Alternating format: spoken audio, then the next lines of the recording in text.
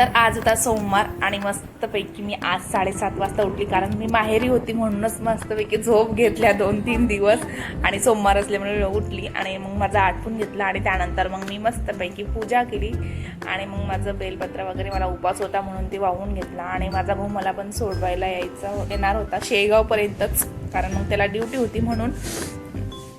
मग त्यानंतर मस्त असा रोड, एकदम वातावरण छान होतं आणि मस्तपैकी हिरवळ, आकाश निळं, मस्त एकदम भारी वाटत होतं. मग त्यानंतर आम्हाला गाडीत पण पेट्रोल भरायचं होतं. मग त्यानंतर आम्ही गाडीत पेट्रोल भरला आणि मस्तपैकी रस्त्याने जात होतो. एकदम अजून असं वातावरण एकदम थोडं गरम तर करतच होतं आणि मग पेट्रोल वगैरे घेतला आणि तेवढ्यातच आम्ही शेगावात पोचून गेलो आणि पोचल्या शेगावात आम्हाला मस्त कावड यात्रेची तयारी चालू होती. इथं मस्तपैकी डीजे वगैरे, आवाज एकदम मोठा, एकदम ट्रॅफिक पण झालं होतं तिथं जाम थोडं.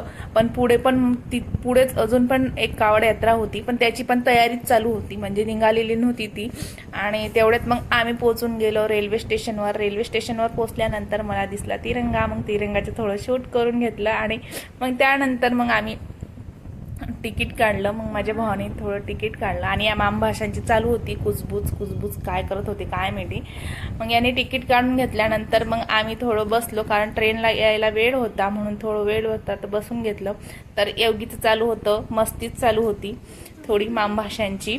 मग तेवढ्यात ट्रेन येऊन गेली आणि ट्रेनमध्ये बसला आणि माझ्या योगीला लागली मग भूक लागल्यानंतर मला हे पाहिजे ते पाहिजे. तर त्याला मग मस्त मी असं गाठी शेवचं पाकिट घेतला आणि त्याला ते खायला दिलं. त्याने ते खाऊन घेतला आणि मग आम्हाला पोचायला पण थोडा वेळच झाला, कारण थोडी लेट झाली ट्रेन.